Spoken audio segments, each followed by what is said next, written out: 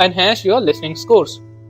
You will hear a new student, Tom, talking to a student representative called Rachel about university clubs. You now have 30 seconds to read questions 1 to 4.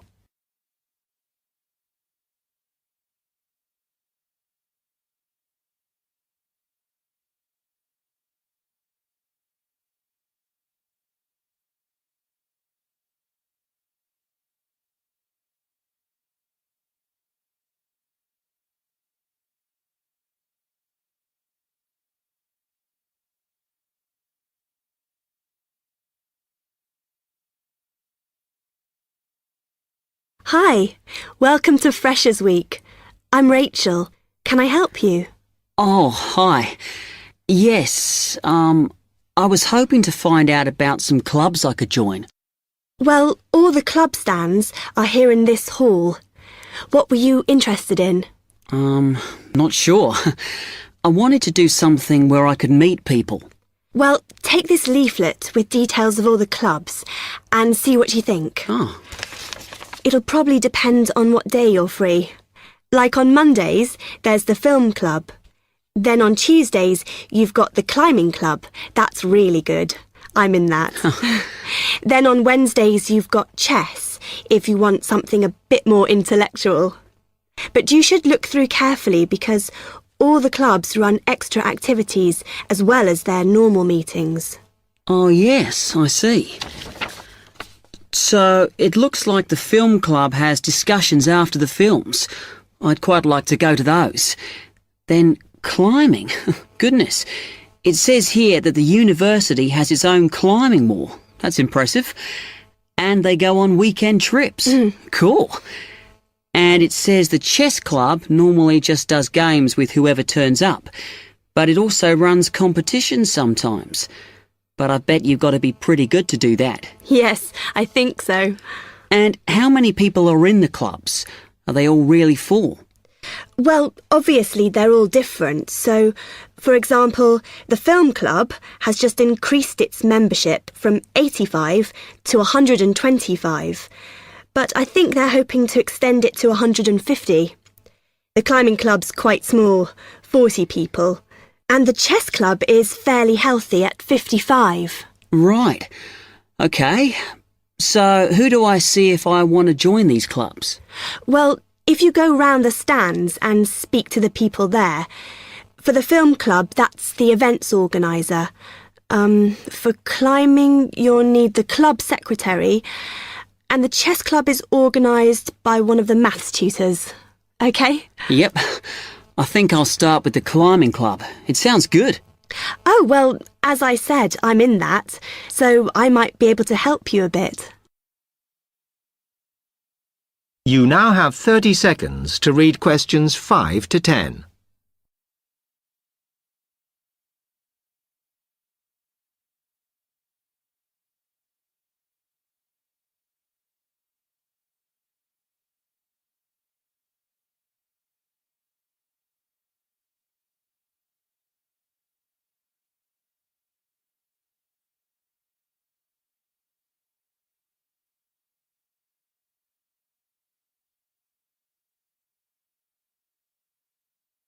OK. It says in the leaflet that they get together twice a month. Is that right? Yes. Oh, you must join. It's really good fun. We go away quite a bit to North Wales, and every year we have a special excursion, usually to France, which is where we're going this year in the spring. The weather's too unpredictable in the autumn. Wow, that sounds good. But it must cost a lot. Yeah, but we try and save up for it through subscriptions. So rather than having a huge sum to pay in the month we go, we collect those weekly, so it spreads it out. Good idea. I think I'll definitely join. There are quite good benefits you get from joining. I mean, you need that, don't you? And the university clubs normally try and do deals with local businesses, so it's really worth joining. Like in the climbing club, they've got a special arrangement with one of the shops in town. So if you show your card, you can get money off equipment. Don't think the discount extends to clothes, though. That's really worth it then. I'll go over and talk to them now. OK, hope you do join. Oh, and another thing I meant to say. If you do become a member, you automatically receive a magazine once a year. It's quite useful and interesting because it goes out to all the national climbing clubs. And the other thing is, if you come to every session, then you can get a complimentary ticket to the big exhibition that's held in Cardiff every year. So, hope to see you. Yeah, well, thanks a lot for your help.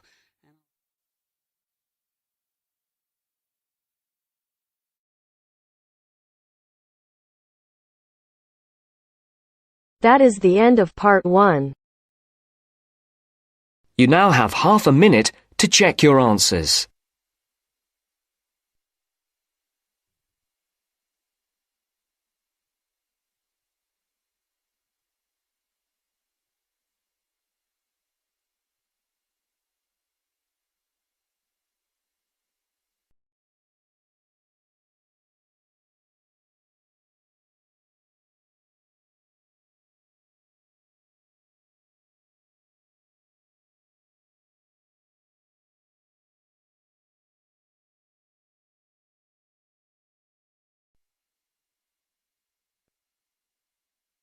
Now turns to part 2.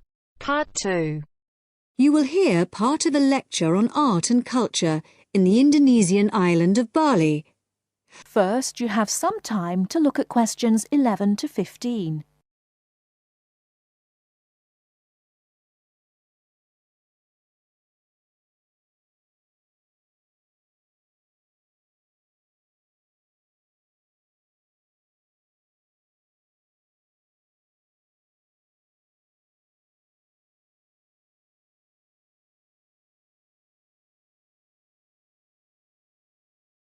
Now, listen carefully and answer questions 11 to 15. Last week, we looked at the traditional art of Japan. In this week's lecture, we're going to move south and look at the very special way in which art has developed in the beautiful island of Bali, which is now part of Indonesia. I'll begin by giving you a brief historical overview. It's thought that the first inhabitants of Bali were farmers who arrived around 3000 BC, at the beginning of the Iron Age. They probably originally came from China, and in Bali they cultivated rice and built temples ornamented with wood and stone carvings and statues. The Hindu religion was introduced in the 14th century AD, and this has remained the main religion on the island. This was an important period in the artistic development of the island, when sculptors, poets, priests and painters worked together in the service of the ruling families. Rather than painting everyday scenes, artists concentrated on narrative paintings illustrating the epic stories of Hinduism. Bali's rich natural resources have always made it an alluring goal for merchants, and from the 17th century onwards, Dutch ships visited the island to trade in spices and luxury goods. Gradually, the old royal families lost their power, and eventually, in 1906, the Dutch East Indies Company was founded, and the island became a colony. In the 20th century, art then took on a very different role, as a tool accessible to everyone in the fight of the Balinese people against colonization, rather than as the property of a minority. Shortly after this, in the 1920s, stories of the beauty of the island of Bali began to spread around the world, and Balinese art underwent another vast transformation with the advent of tourism to the island. At first, this was only on a small scale, but it had important effects. Expatriate artists from Holland and Germany settled on the island, bringing paper, Chinese ink and other new materials with them. They worked with local artists, encouraging them to experiment with concepts like naturalism, expressionism, light and perspective, as well as to move away from the traditional focus on narrative painting towards something closer to their own experience. When independence came in 1945, this desire for an art to match a new national identity became stronger, and the traditional narrative paintings started to give way to scenes showing the everyday life of the Balinese people, harvests, market scenes and daily tasks, as well as the myths and legends of their history. Before you hear the rest of the talk, you have some time to look at questions 16 to 20.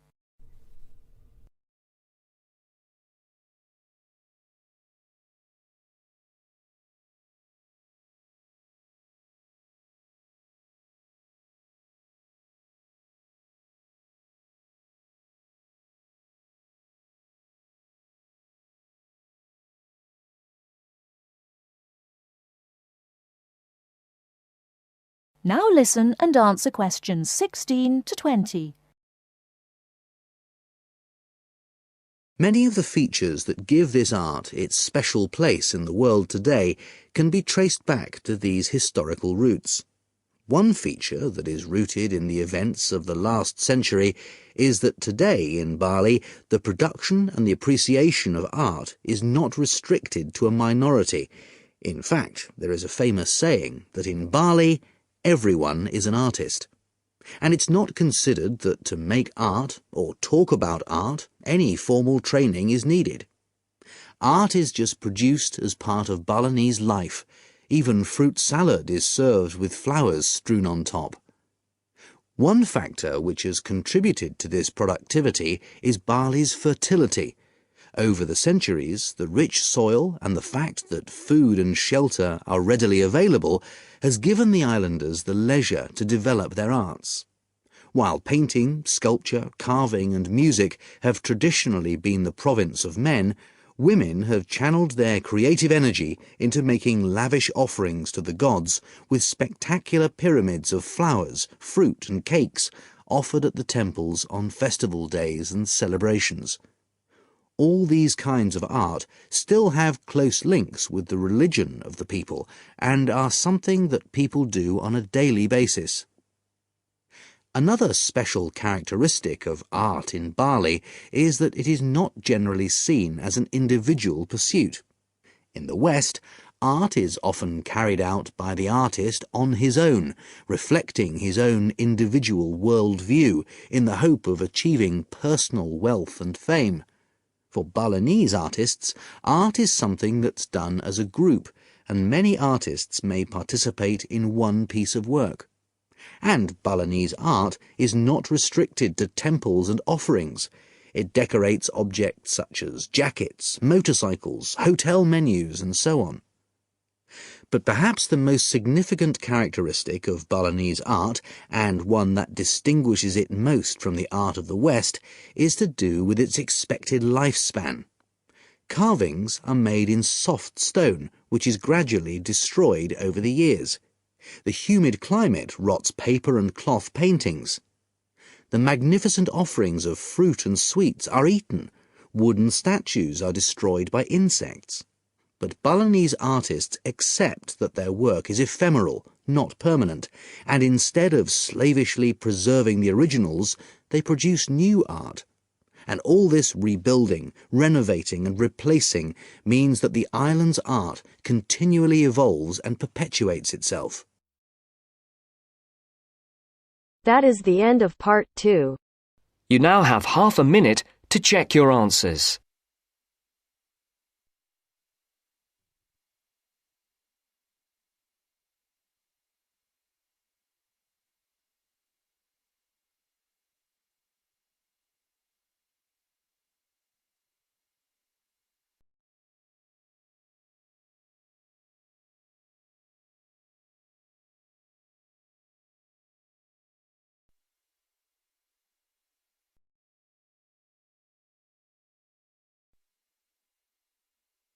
Now turns to part 3.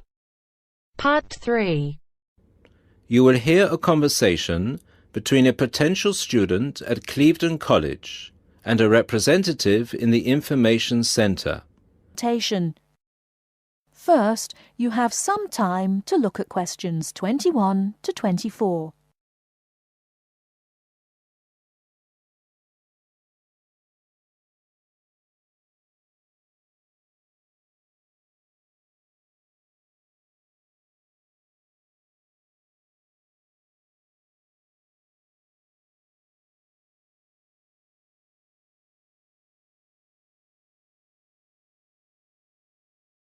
Now, listen carefully and answer questions 21 to 24. Good morning, Clevedon College. Can I help you? Yes, please. I'd like some information about evening courses this term. OK. Which subjects are you interested in? 2 subjects, actually. Languages and computer skills. OK. What languages are you interested in? Actually, I'm not sure. I have to fulfill a language requirement for school, but I haven't really decided what language to study. How many language courses do you run each week? We have 2 every night, from Monday to Friday.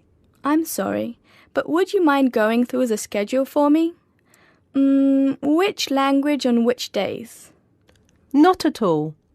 Monday to Wednesday are modern European languages, French, Spanish, German, Dutch and Polish. Thursday night we offer ancient languages, Latin and ancient Greek. And on Friday we finish off with the Asian languages of Hindi and Bengali. Monday to Wednesday, modern European. Thursday, ancient languages, and Friday, Asian. Can you spell Bengali, please? Yes, it's B-E-N-G-A-L-I. Great. And how much do the courses cost? Each course costs £25 per person per term. But if you want to do 2 language courses, there's a 10% discount, but only if you book for 2 terms. So the 10% discount is if I take 2 courses for 2 terms. Is that right? Right. Before you hear the rest of the talk, you have some time to look at questions 25 to 30.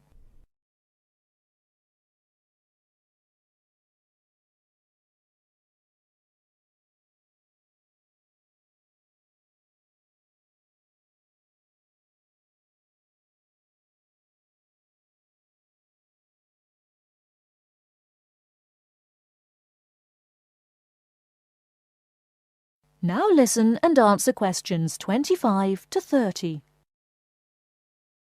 Would it be possible for me to book my classes right now? No, sorry, the computer's down. What I suggest you do is call extension 9694. Oh, no, sorry, 6994 after 6 p.m. and ask for Mrs. Johnson. I'm sorry, I didn't get that. Did you say 6994 after 6 p.m? Yes, 6994. Please ask for Mrs. Johnson. Thanks. OK. Can we now look at the computer skill courses? Yes, of course. Computer classes always start in the first week of the month. And the way it works is we offer 1 computer class for the entire month. So you might spend 1 month on databases, another month on Excel, and so on. Classes meet once a week on Tuesday afternoons. The next class starts February 1st. OK, so for the upcoming month, February? February is going to be databases. There are 24 places still free on that course, and it costs £40 per person. February, databases, 24 openings, £40. OK. Excel starts in March, and that's nearly full. Only 4 slots left. It's £45. OK, Excel, March, only 4 slots left. Got it. April is Outlook.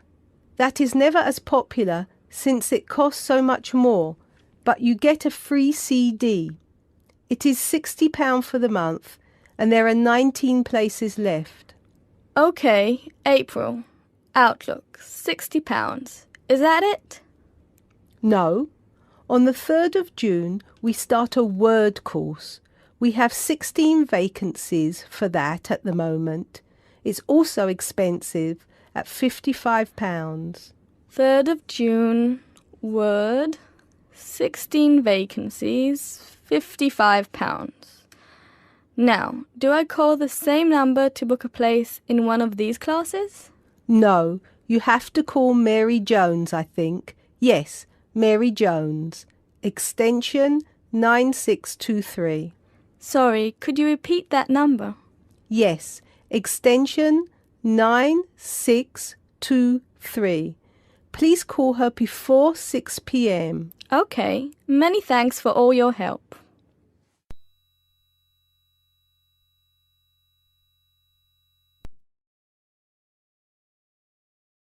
That is the end of part 3.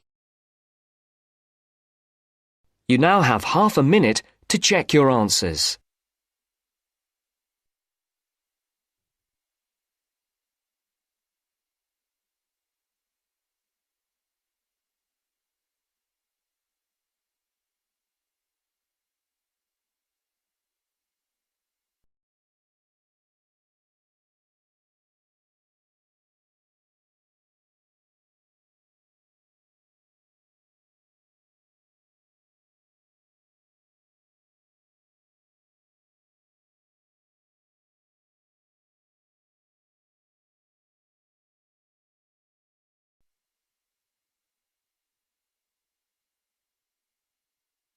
Now turns to part 4. Part 4. You will hear part of a lecture on cities of the future.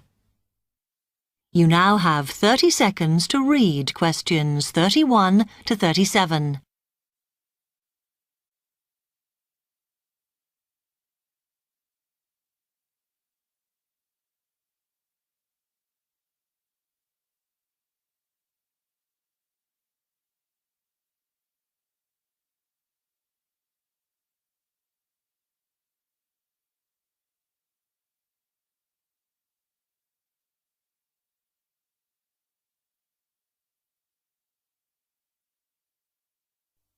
OK, we've been looking at how societies will develop in the future and at the increase in the size of cities. So I want to talk to you today about the key considerations in these cities of the future. There are 3 key elements I want to look at, and these are the new features they will have, issues of size, and the main problems to be considered. First of all, individual transportation will be a big factor in these new megacities as public transport becomes unmanageable.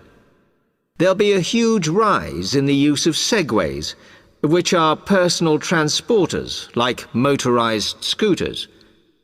As a result, and partly also to reduce pollution, roads will be altered so that they are narrower and will take up less of a city's space than they do currently. Naturally, this is a major change to the infrastructure, and something that may hinder it is the huge amount of investment it will require. The next thing is, what is going to happen to the commercial areas? We do not want these to become even larger concrete jungles than they are at present, so we have to look at design. And current designs for city development include building gardens on the roofs of these buildings to make a more pleasant environment for workers. And you may think that these areas will expand to cope with increased commercial activity. In fact, the prediction is that they will cover 1/5 of the area that they do at present as we build upwards. The exception to this is shopping centres, which we predict will expand with more and more temperature-controlled malls. What may cause difficulties is that the superstores will be confined to the outer edges of the city, as they will be too big to fit into the new malls. Then, of course, there are the residential areas, and these will undergo their own changes. One particular development will be houses which are built from glass, as innovations in this material allow it to provide light without causing problems with temperature inside a building.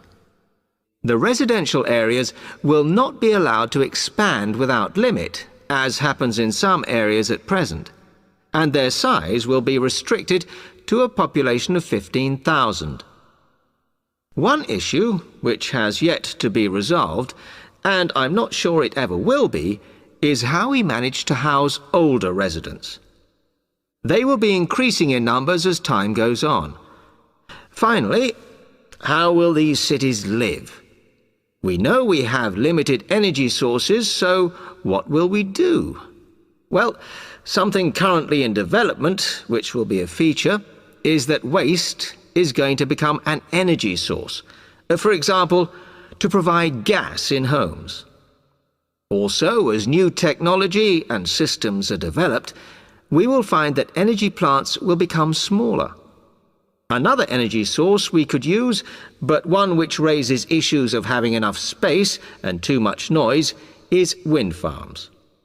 Because of the problems, I'm not convinced these will be the grand solution to our energy problems that we thought they were going to be.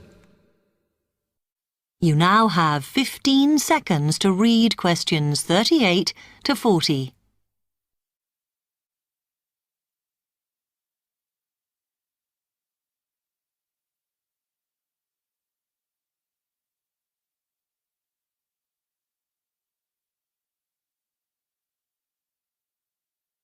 Now, moving on to looking at the social aspect of cities, we need to look at housing and how people will live.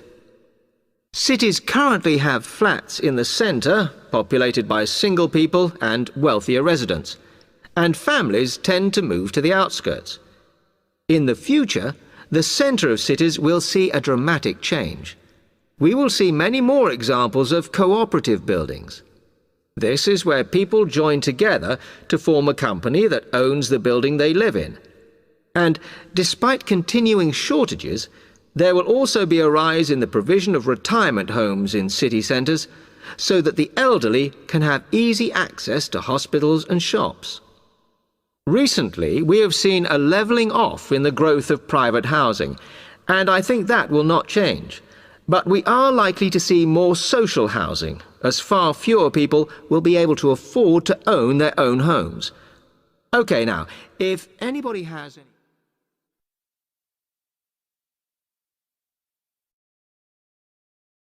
That is the end of part 4. To check your answers,